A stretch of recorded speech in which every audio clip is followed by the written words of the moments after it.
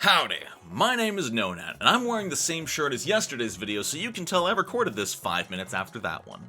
I want to talk about something special today, something I didn't realize was in Pathfinder 2e, and has been in the game for like 2 years now.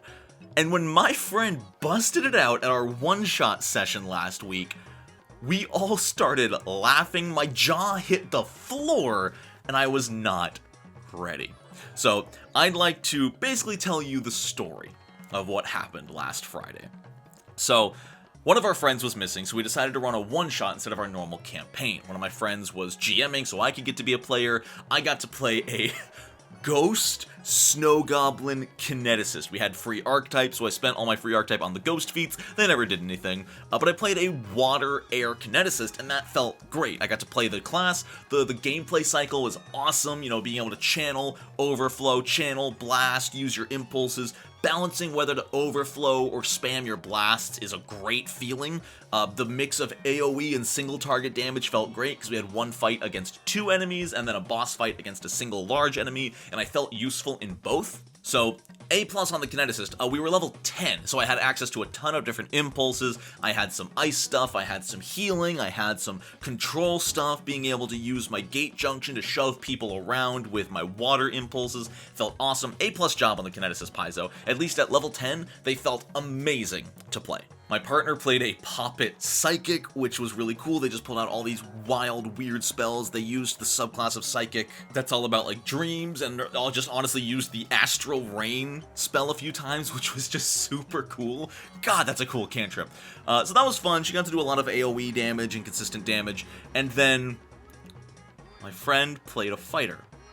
He came in with just a full, like, classic samurai with a Nodachi. You know, it's a new weapon that came out in the Treasure Vault. It's a really long blade with reach. It's got the new Brace trait, like I talked about yesterday, making you do more damage with readied strikes. And it's got Deadly D12, so it only deals a D8 on its own, but those critical strikes do chunk pretty hard.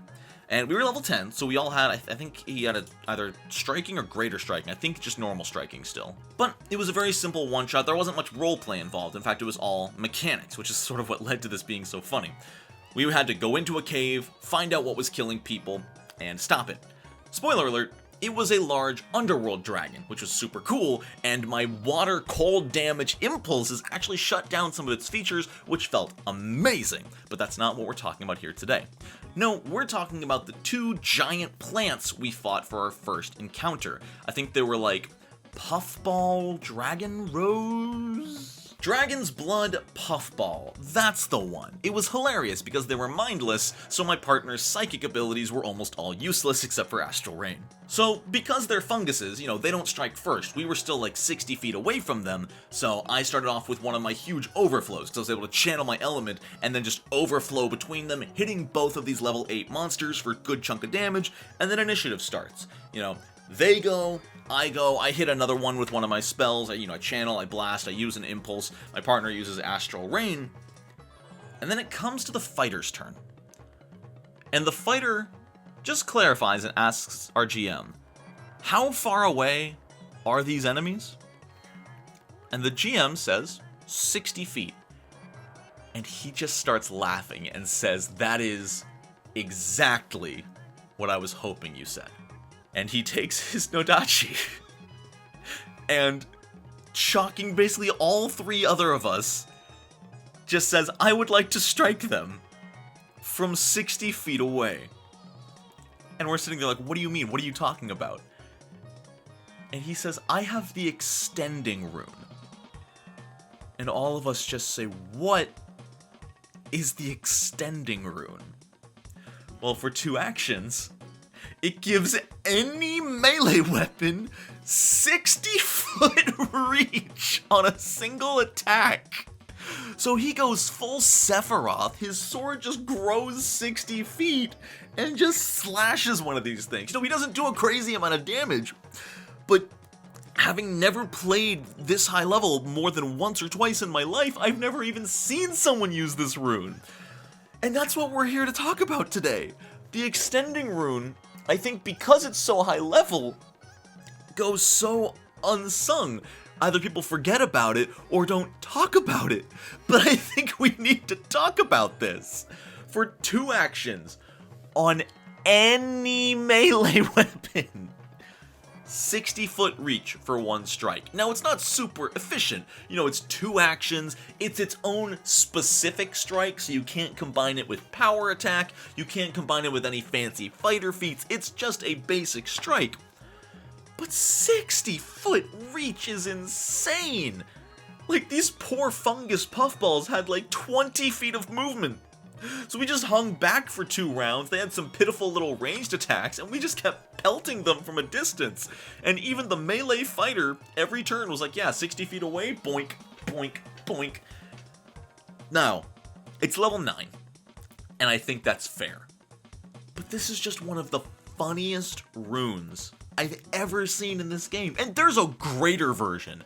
At level 13, it's 120-foot range. That's like a crossbow. And you just get to strike with it. Like, I don't know if I just find this funnier than most of you do. I just love the image of someone with like a dagger who just goes, eh. And then it just stretches. It just stretches 120 feet. Let me remind you how long 120 feet is. That is 1/3 of a football field. Like American football, not soccer. I don't play soccer. I don't play football either. Why did I say that? But no matter what weapon you're using, whether it's a longsword or a dagger, you can stab someone from 1/3 of a football field away.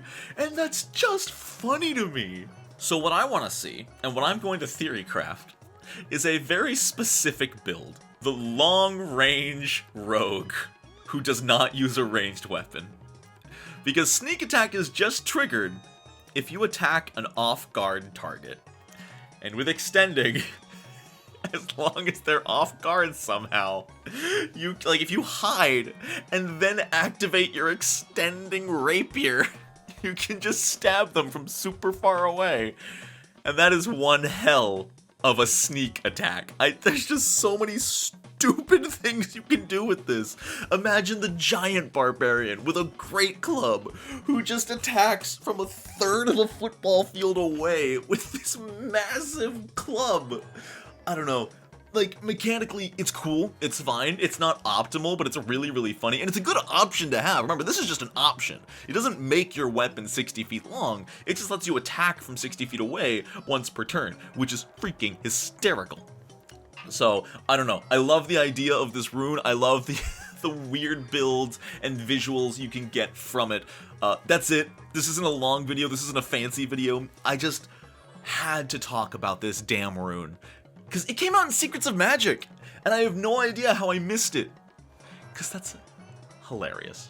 Sorry if this video was a nothing burger with a side of nothing sauce, but look, if this video gets one person to put extending on one of their weapons, my job is done. I was successful. Thank you.